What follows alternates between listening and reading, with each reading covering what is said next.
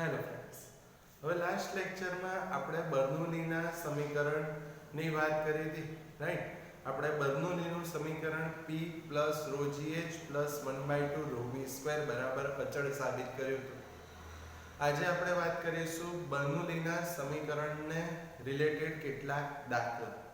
એમાં જુઓ સ્વાધ્યાયનો દાખલા નંબર 27. એક વિમાન અચળ ઝડપથી સમક્ષિતિજ ઉડ્ડયનમાં છે અને બેમાંથી દરેક પાંખનું ક્ષેત્રફળ 25 મીટર સ્ક્વેર છે. એટલે કે વિમાનને બે પાંખો હોય, રાઈટ? હવે અહીંયા આગળ દરેક પાંખનું ક્ષેત્રફળ આપ્યું છે 25 મીટર સ્ક્વેર. જો પાંખની નીચેની સપાટીએ વેગ 180 કિલોમીટર પ્રતિ કલાક અને ઉપરની સપાટીએ વેગ 234 કિલોમીટર પ્રતિ કલાક હોય તો વિમાનનું દળ શોધો. વિમાનની ઘનતા 1 કિલોગ્રામ પર મીટર ક્યુબ છે, રાઈટ? તો જુઓ અહીંયા આગળ આપણને દરેક પાંખનું ક્ષેત્રફળ આપ્યું છે 25 મીટર સ્ક્વેર, તો a બરાબર 25. બે વેગ છે, તો પહેલો વેગ v1 180 કિલોમીટર પ્રતિ કલાક અને બીજો વેગ 234 કિલોમીટર પ્રતિ કલાક. SI માં કન્વર્ટ કરવો પડશે, એટલે કિલોમીટર પ્રતિ કલાકને મીટર પર સેકન્ડમાં કન્વર્ટ કરવું હોય તો ગુણ્યા 1000 ભાગ્યા 3600, તો v1 કેટલા થશે 50 અને v2 65 મીટર પર સેકન્ડ. ઘનતા ρ આપી દીધી છે આપણને 1. દળ શોધવાનું આપણને કીધું છે. તો દળ શોધવા માટે આપણને સૂત્ર ખબર છે, ન્યૂટનનો નિયમ F બરાબર ma. પણ અહીંયા વિમાન જ્યારે ગતિ કરે ત્યારે a ની જગ્યાએ શું આવશે? ગુરુત્વ પ્રવેગ g. એટલે આવું થાય F બરાબર mg. તો અહીંયા આગળ g ખબર આપણને 9.8. દળ શોધવું છે, બળ, તો બળ F ખબર નથી. તો જો આપણે પહેલા દળ m શોધવું હોય તો દળ m ક્યારે મળે? તો મારે એના કરતા પહેલા શું શોધવું પડે? બળ F. હવે બળ F કઈ રીતના શોધાય? તો દબાણ બરાબર બળ ભાગ્યા ક્ષેત્રફળ. એટલે પહેલા મારે દબાણ શોધવું પડશે. તો બે પરિસ્થિતિ હોય તો દબાણ શોધવું હોય તો આપણે શેનો ઉપયોગ કરીએ છીએ? બર્નોલીનું સમીકરણ. તો બર્નોલીના સમીકરણ પરથી શું સમીકરણ છે? તો તમને બધાને ખબર છે કે P1 rho GH1 1/2 rho V1 square that is equals to P2 rho GH2 1/2 rho V2 square. પણ H1 અને H2 ઊંચાઈ તો સરખી જ, રાઈટ? તો H1 બરાબર H2 હોવાથી રો GH1 અને રો GH2 તો કેન્સલ થઈ જાય. તો શું રહેશે મારી પાસે? તો therefore P1 1/2 rho V1 square that is equals to P2 1/2 rho V2 square. હવે અહીંયા આગળ જુઓ કોની કિંમત વધારે છે, V1 ની કે V2 ની? તો V2 ની કિંમત વધારે છે, તો મારે V1 ને જમણી બાજુ લઈ જવો પડશે અને P2 કઈ બાજુ આવશે? ડાબી બાજુ. therefore P1 P2 કેટલા થશે? 1/2 rho V2 square minus 1/2 rho V1 square. તો અહીંયા આગળથી 1/2 રો કોમન, તો 1/2 રો કોમન, તો શું રહે? V2 square minus V1 square. તો આપણને P1 P2 એટલે કે શું મળ્યું? દબાણનો ફેરફાર ડેલ્ટા P કેટલા? તો 1/2 રો, રો એટલે 1, V2 સ્ક્વેર એટલે 65 નો વર્ગ ઓછા V1 સ્ક્વેર એટલે 50 નો વર્ગ. તો therefore P1 P2 that is equals to delta P. વર્ગ કરીને બાદબાકી કરો અને ભાગ્યા 2 કરો તો તમને કેટલા મળશે? 862.5. તો 862.5 પાસ્કલ તમને શું મળશે? દબાણનો તફાવત. નેક્સ્ટ આપણે બળ શોધવું છે. તો દબાણનું સૂત્ર, દબાણ ડેલ્ટા P બરાબર બળ F ભાગ્યા ક્ષેત્રફળ A. તો F બરાબર શું થશે? Delta P into A.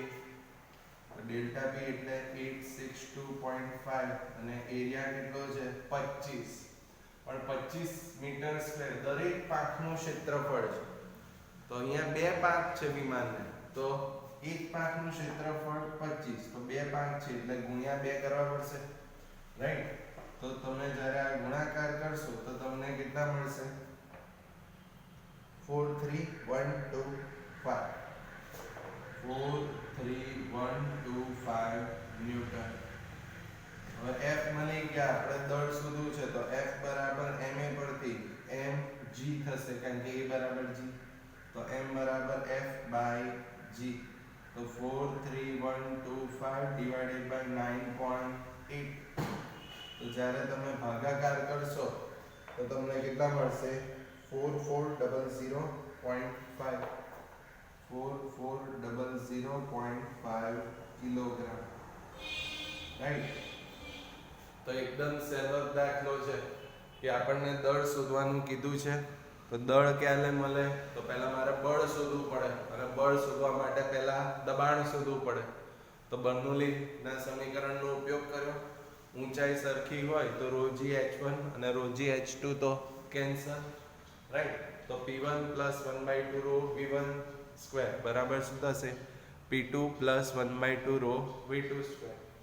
રકમમાં જોઈએ અહીંયા આગળ v1 ડેટા, તો v2 મોટો છે, v1 નાનો છે, તો v2 એઝ ઇટ ઇઝ રાખો. v1 સ્ક્વેર વાળા પદને જમણી બાજુ લઈ જાઓ તો p2 ડાબી બાજુ, તો 1/2 ρ કોમન, તો v2 square minus v1 square. કિંમત મૂકો તો p1 માઈનસ p2 એટલે ડેલ્ટા p મળી જાય. એ પછી બળ શોધવું હોય તો દબાણ બરાબર બળ ભાગ્યા ક્ષેત્રફળ, તો બળ દબાણ ગુણ્યા ક્ષેત્રફળ. બે વડે કેમ ગુણ્યા? કારણ કે બે પાંખો છે વિમાનના. રાઈટ. એક પાંખનું ક્ષેત્રફળ 25 છે, બે પાંખ છે એટલે ગુણ્યા 2. અને પછી દળ શોધવા માટે F બરાબર ma પરથી mg, તો m બરાબર શું થશે? F by g. રાઈટ. તો તમે કિંમત મૂકો તો તમને દળ મળી જાય. રાઈટ. એ પછી ફ્રેન્ડ્સ આવો જ દાખલો, રાઈટ, સ્વાધ્યાયનો દાખલા નંબર 14. રાઈટ. જુઓ ક્વેશ્ચન કે પવનની ટનલમાં એક નમૂનાના વિમાન પરના પ્રયોગમાં પાંખની ઉપર અને નીચેની સપાટી આગળ વહનની ઝડપ 70 મીટર પર સેકન્ડ અને 63 મીટર પર સેકન્ડ છે. તો v1 કેટલો છે? તો v1 છે 70 મીટર પર સેકન્ડ અને v2 છે 63 મીટર પર સેકન્ડ. રાઈટ. તો v1 70 અને v2 આપ્યો છે 63 મીટર પર સેકન્ડ. પાંખનું ક્ષેત્રફળ 2.5 મીટર સ્ક્વેર હોય તો પાંખના ઉદ્ધવ ધક્કો એટલે કે બળ કેટલું હશે? તો ક્ષેત્રફળ છે 2.5 મીટર સ્ક્વેર, એ 2.5 મીટર સ્ક્વેર, તો લાગતો ધક્કો એટલે કે બળ F શોધવાનું આપણને કીધું છે. ઘનતા આપણને આપેલી છે, ઘનતા 1.3 કિલોગ્રામ પર મીટર ક્યુબ લો. રાઈટ. તો ઘનતા આપણને કહે છે 1.3 કિલોગ્રામ પર મીટર ક્યુબ. ચલો ફરી એકવાર બળ શોધવું છે. તો બળ શોધવું હોય, રાઈટ, તો ફરી આપણે આનું આ જ લોજિક ઉપયોગ કરીશું કે બળ ક્યારે મળે? દબાણ શોધવું પડે મારે તો જ બળ મળે. તો બર્નોલીના સમીકરણ પરથી, બર્નોલીના સમીકરણ પરથી ચલો શું સમીકરણ થશે? તો p1 + 1/2 ρ v1 square p2 + 1/2 ρ v2 square. Right. h1 બરાબર h2. રાઈટ. એ ઊંચાઈ સરખી છે એટલે અહીંયા આગળ જેમ આપણને ખબર છે ρg h1 અને h2 તો કેન્સલ થઈ જાય એટલે ડાયરેક્ટ આ સૂત્ર થાય કે p1 + 1/2 ρ v1 સ્ક્વેર બરાબર p2 + 1/2 ρ v2 સ્ક્વેર. રાઈટ. તો ઊંચાઈ સમાન છે એટલે ρgh વાળું પદ લખવાની જરૂર નથી. ચલો હવે v1 મોટા છે કે v2? તો v1 70 છે તો v1 એઝ ઇટ ઇઝ રહેશે. રાઈટ. v2 ઓછા છે એટલે v2 વાળા પદને ડાબી બાજુ લઈ જાઓ તો આ p1 જમણી બાજુ, તો શું થઈ જશે? 1/2 ρ v1 square minus 1/2 ρ v2 square, that is equals to p2 minus p1. Right. કેમ આવું કરવું પડ્યું મારે? કારણ કે v1 ની કિંમત વધારે છે તો 1/2 ρ v1 square as it is રહેશે. ઓછા હોય એને એના તરફ લાવો તો ઓછા 1/2 ρ v2 square, તો p2 as it is, p1 પેલી બાજુ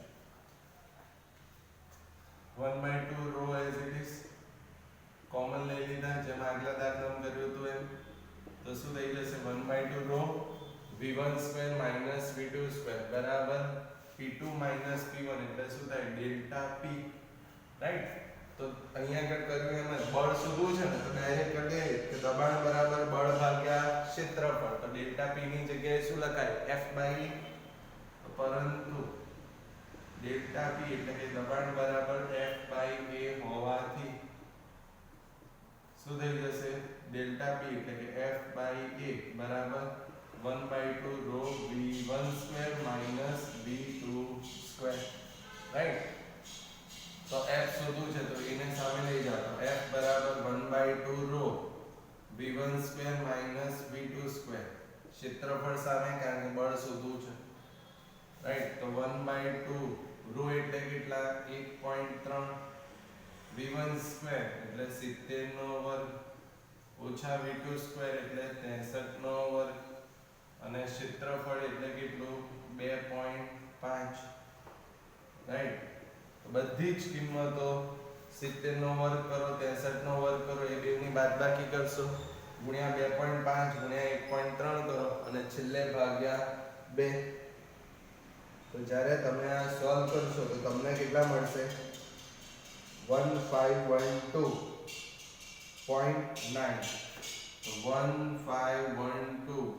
ન્યૂટન જેટલું બળ એટલે કે ધક્કો લાગે, રાઈટ. તો જે આપણે દાખલો કર્યો તો આની આગલો, રાઈટ, એના જેવો જ સેમ દાખલો છે આ, રાઈટ. લોજિક પણ સેમ. આપણને શું આપેલું છે તો વેગ આપણને આપ્યા છે તો એક વેગ v1 અને બીજો વેગ v2, ક્ષેત્રફળ આપ્યું છે, આપણને ધક્કો કેટલો લાગશે એટલે કે આપણને બળ શોધવાનું કીધેલું છે, રાઈટ. ઘનતા આપેલી જ છે 1.3. તો f શોધવું છે તો આપણે પહેલા દબાણ તો જોઈએ તો જ આપણને બળ મળે. તો દબાણ માટે આપણે શું કરીએ છીએ બર્નોલીનું સમીકરણ યુઝ કરીએ, પણ ઊંચાઈ તો અહીંયા કેવી હોવાની એક સરખી. તો જો ઊંચાઈ ફ્રેન્ડ્સ એક સરખી હોય તો h1 અને h2 વાળું પદ ρgh1 અને ρgh2 તો કેન્સલ થવાનું, રાઈટ. આગલા દાખલાની જેમ જ. એટલે મારું સૂત્ર શું થાય આના જેવું જ કે p1 1/2 રો v1 સ્ક્વેર બરાબર p2 1/2 રો v2 સ્ક્વેર.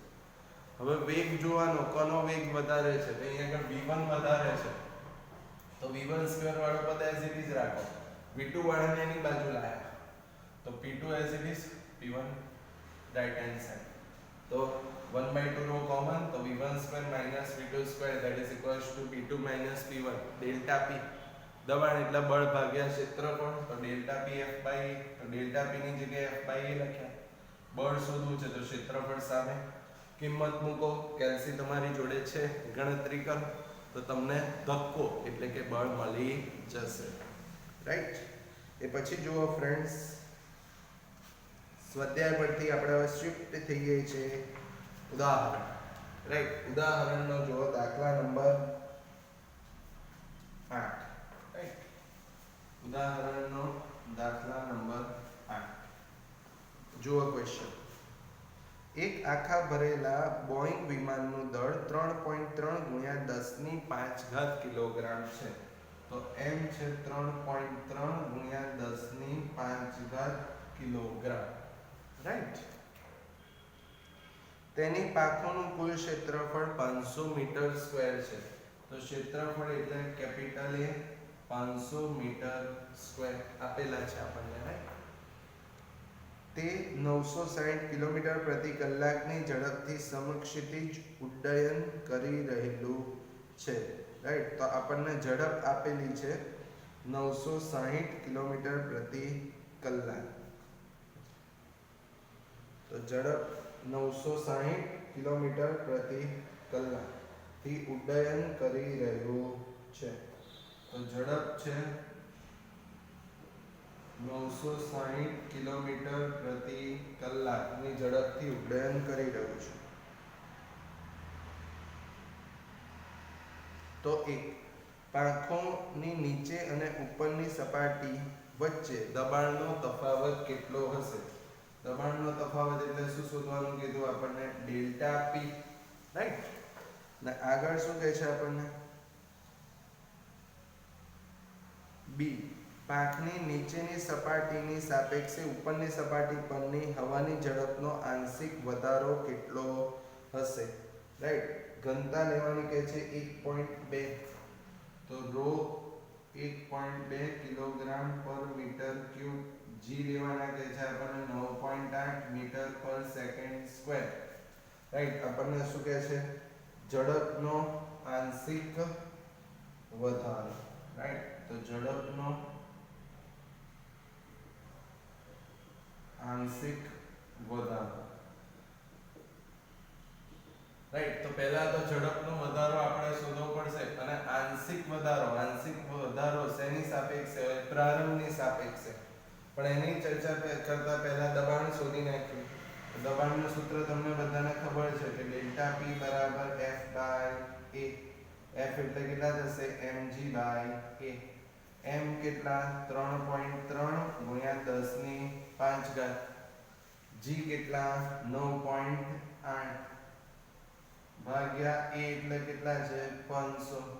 તો 3.3 ગુણ્યા 10 ની 5 ઘાત ગુણ્યા 9.8 ભાગ્યા 500, તો તમને કેટલા મળશે? 6468.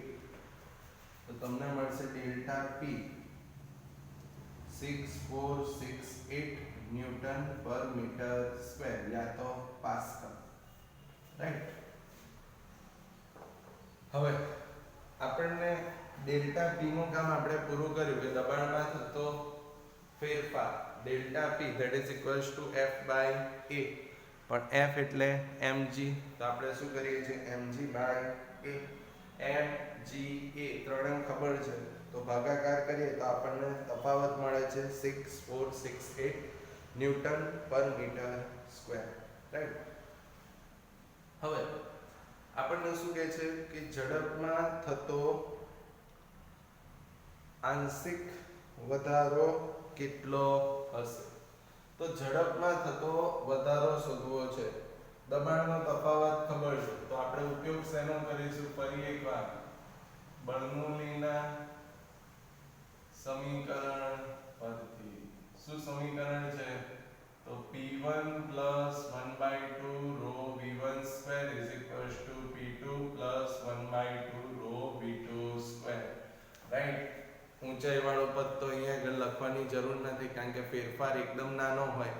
રાઈટ, તો ઊંચાઈ વાળો પદ તો લખતા નથી આપણે.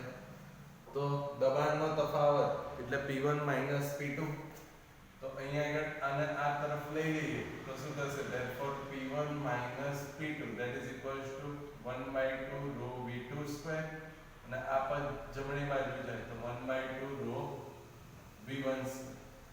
તો therefore ડેલ્ટા P થઈ જશે P1 P2 delta P that is equals to 1/2 rho common, તો V2 square minus V1 square. તો દબાણમાં થતો ફેરફાર ખબર છે, આપણે શોધ્યો. ઝડપનો આંશિક વધારો એટલે ઝડપનો ફેરફાર શોધવો છે એટલે V2 V1. તો અહીંયા આગળથી બની જાય V2 V1. કઈ રીતના? આ સૂત્ર શેનું છે? જુઓ, ધોરણ 8 અને 9 a² - b². તો a² - b² નું સૂત્ર શું? a - b a + b. તો અહીંયા આગળ શું થશે?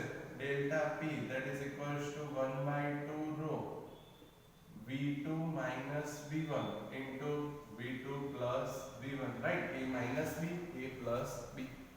right, તો અહીંયા આગળ V2 square minus V1 square સૂત્ર શું બનશે? V2 minus V1 અને V2 plus V1.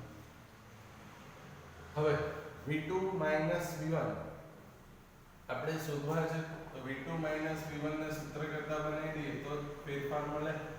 તો સૂત્ર કરતા બનાવો તો 2 into delta p થઈ જશે. તો 2 into delta p રો છેદમાં અને V2 plus V1 પણ ક્યાં આવશે? છેદમાં. રાઈટ, હવે અહીંયા જુઓ, ઝડપ આપેલી છે આપણને. ઝડપ કેટલી છે? 960 કિલોમીટર પ્રતિ કલાક. તો આ ઝડપ એટલે કઈ ઝડપ થઈ? એક જ ઝડપ છે એટલે આપણે એને શું કહીશું? સરેરાશ ઝડપ. તો સરેરાશ ઝડપ આપણને આપી છે 960 કિલોમીટર પ્રતિ કલાક. તો આ જે ઝડપ છે ને આપણે કઈ ઝડપ કહીએ છીએ? સજડ સરેરાશ ઝડપ that is equals to સરેરાશમાં v. આવું લખીએ. તો આને કહી દઈએ સમીકરણ 1. રાઈટ. હવે સરેરાશ ઝડપ એટલે સરેરાશમાં v એટલે શું સૂત્ર છે v1 v2/2. ભણ્યા જ છીએ સરેરાશ ઝડપ એટલે ઝડપનું કેવું મૂલ્ય સરેરાશ. તો સરેરાશમાં ઝડપ તો શું થશે v1 v2/2. કેટલા છે 960 કિલોમીટર પ્રતિ કલાક. રાઈટ. તો આપણે એને મીટર પર સેકન્ડમાં ફેરવવું હોય તો સરેરાશ v that is equals to v1 v2/2 કેટલા થશે 960 ગુણ્યા 1000 ભાગ્યા 3600. રાઈટ. તો જ્યારે તમે આ સોલ્વ કરશો તો તમને કેટલા મળશે 266.6. રાઈટ. તો આ કેટલા થશે 266.6 મીટર પર સેકન્ડ. રાઈટ. તો સરેરાશ ઝડપ આપણને કેટલી મળી તો v1 v2/2 960 આપેલી છે મીટર પર સેકન્ડમાં કન્વર્ટ કરીએ તો કેટલા મળે છે 266.6. તો આપણે v2 v1 છે શોધવા છે તો v2 v1 એક પરથી. રાઈટ. તો શું થઈ જશે અને આવું લખું તો કોઈ પ્રોબ્લેમ ખરો ડેલ્ટા p અપોન રો અંશ છે બે એને છેદના પણ છેદમાં લઈ જઈએ તો કશો ફરક તો પડે નહીં. તો આને આવું લખાય v2 v1/2. કારણ કે તમે છેદને અંશમાં લઈ જાઓ છો તો મેં અહીંયા શું કર્યું અંશને ક્યાં લઈ ગયો છેદના છેદમાં. એટલે આ શું થયું delta p upon rho into સરેરાશમાં v એ થયું ને v1 v2/2. So therefore v2 v1 that is equals to delta p કેટલા મળ્યા 6468 divided by rho that is equals to 1.2 અને સરેરાશ વેગ કેટલો મળ્યો 266.6. તો આપણને v2 v1 કેટલા મળશે તો જ્યારે તમે સોલ્વ કરશો તો તમને મળશે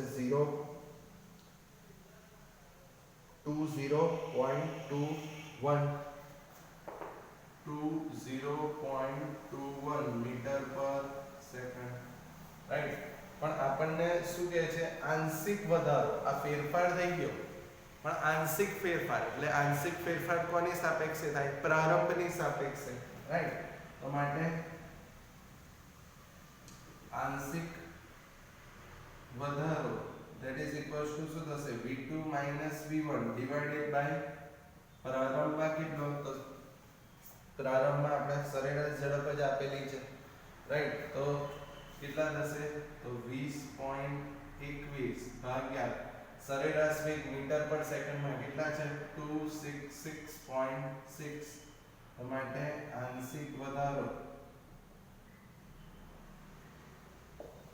કેટલો થઈ જશે તો આંશિક વધારો તમને મળશે 0.08. રાઈટ. તો 0.08.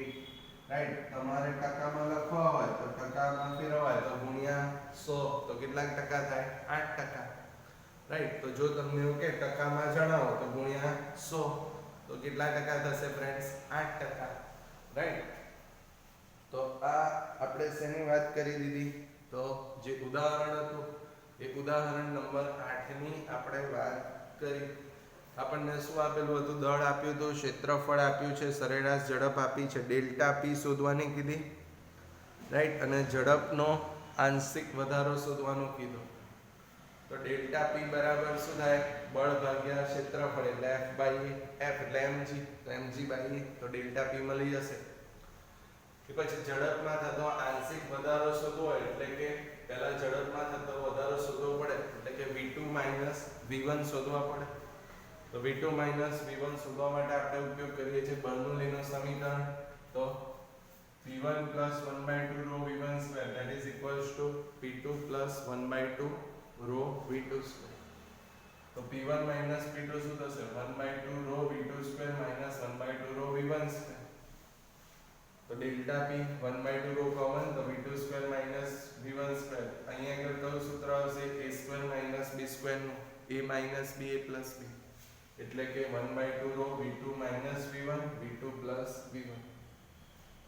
તો v2 minus v1 શું થશે તો 2 into delta p upon rho v2 plus v1 અને કીધું સમીકરણ 1 કેમ તો અહીંયા જે ઝડપ આપી છે કઈ ઝડપ સરેરાશ ઝડપ મીટર પર સેકન્ડમાં ફેરવવાની તો સરેરાશ ઝડપ 960 મીટર પર સેકન્ડમાં ફેરવો તો 960 ગુણ્યા 1000 ભાગ્યા 3600 તો v1 v2/2 સરેરાશ કેટલી થાય 266.6 તો અહીંયા આગળ આપણે શું કર્યું તો આ જે અંશ છે અંશને ક્યાં લઈ ગયા છેદના પણ છેદમાં રાઈટ તો 1 પરથી v2 v1 delta p row v2 v1 અને આ બે છેદના છેદમાં તો આ સરેરાશ v થઈ ગયું કિંમત બધી ખબર જ છે તો v2 v1 થઈ જશે હવે આંશિક વધારો છે તો આંશિક એટલે કોની સાપેક્ષ હોય શરૂઆત એટલે કે v2 v1 ભાગ્યા શરૂઆતમાં એટલે સરેરાશ ઝડપ તો v2 v1 અપોન સરેરાશ ઝડપ બેવની કિંમત શોધેલી છે આપણે